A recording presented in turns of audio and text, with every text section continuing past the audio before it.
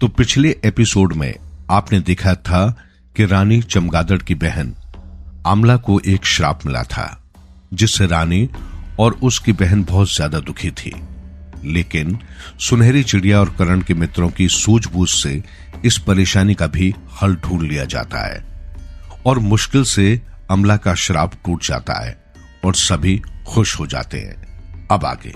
करण, आप सबने तो चमत्कार ही कर दिया। सच में हम आपका ये एहसान कैसे चुकाएंगे। हाँ, ये बात तो है, जो कोई ना कर सका वो काम आपने करके दिखाया। बहुत बहुत शुक्रिया। कोई बात नहीं रानी, एहसान जैसा कुछ भी नहीं है, ये तो हमारा फर्ज था।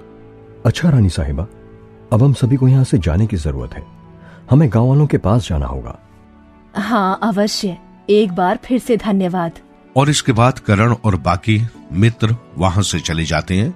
गांव पहुंचने पर उन्हें वहां लव और कुश दिखाई देते हैं, जो कि गांव वालों की पहरेदारी कर रहे थे।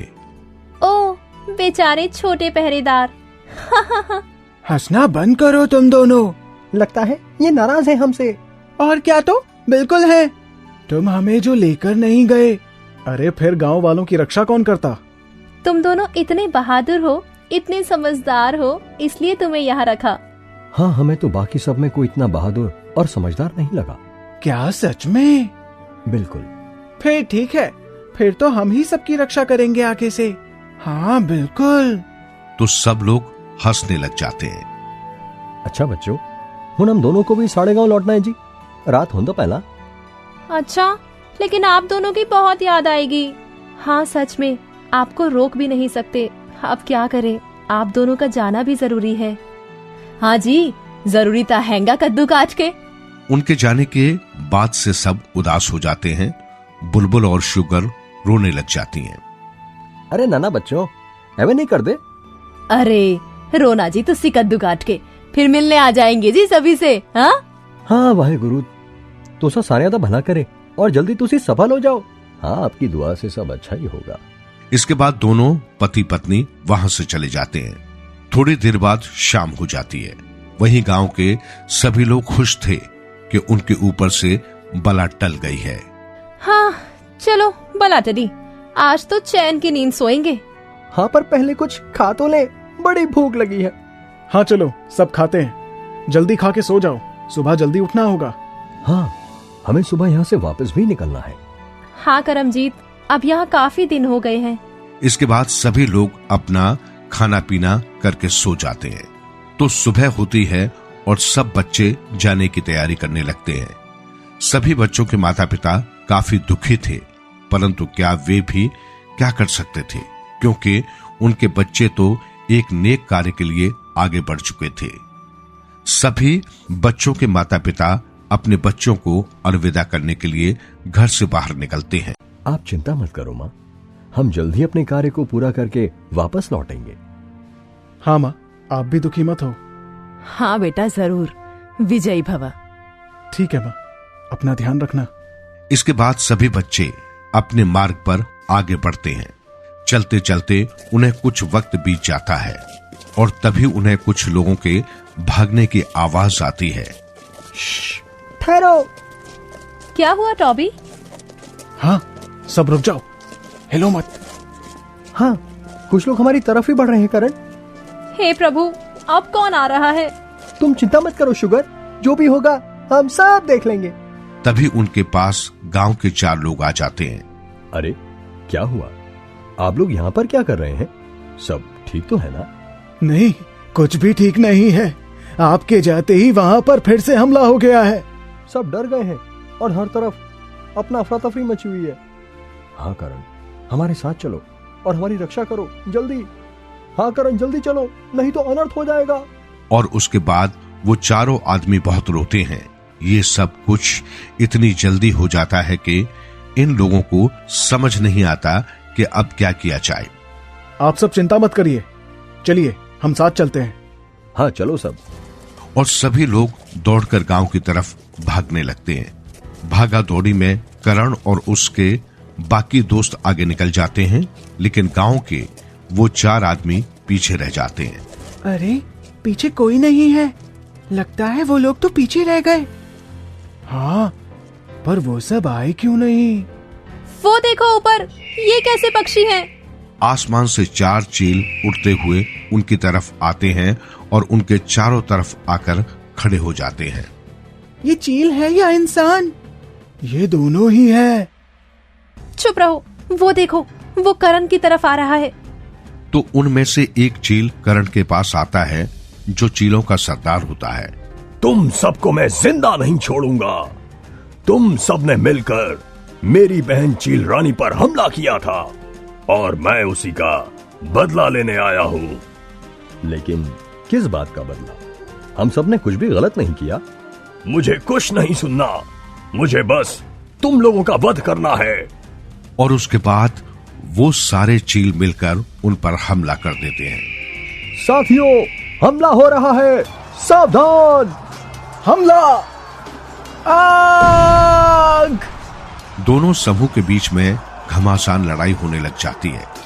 तभी बुलबुल लड़ाई के बीच में एक चील को छूकर उसे पत्थर बनाने का प्रयास करती है, लेकिन वो चील ऊंचा उठ जाता है।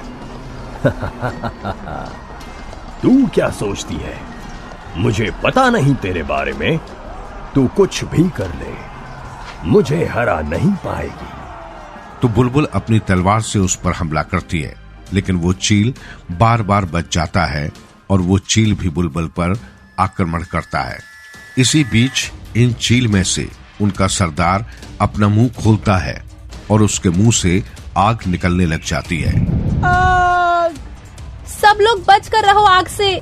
और तभी करण अपनी जादुई अंगूठी का इस्तेमाल करता है और एक कवच बना लेता है, लेकिन उस चील की आग इतनी तेज होती है कि करण ज्यादा देर नहीं ठहर पा रहा था। तभी वधिराज कवच में से बाहर आ जाता है। रुको, मैं भी इसको सबक सिखाता हूँ।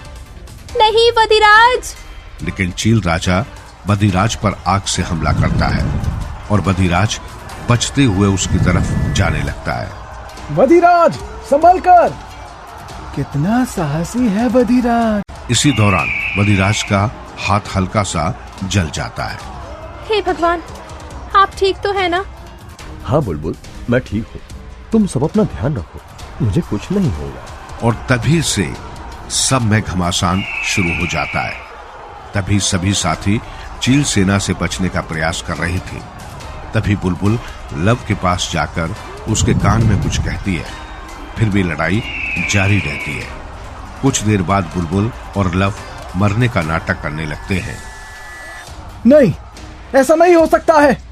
तुम दोनों हमें छोड़कर नहीं जा सकते। तुम दोनों ने हमारे लिए अपना त्याग कर दिया। हे प्रभु, ये क्या हो गया? मेरे भाई उठ जा, तू ही बता, माता पिता को मैं क्या जवाब दूंगा? तुझे उठना ही होगा लव। दुष्ट चील, ये क्या कर दिया? तभी चीलों का सरदार घमंड में आ जाता है और जोर जोर से हंसने लग जाता है। देखा ना क्या हुआ इन सब का हाल? जो हाल तूने मेरी बहन का किया था, वही हाल देख हमने तेरे दोस्तों का कर दिया। अब तू भी मरने के लिए तैयार हो जा करण। मार दो, हमें भी मार दो। अब तो हम भी आपके सामने अपना सिर झुकाते हैं। आपसे बड़ा कोई नहीं है महाराज।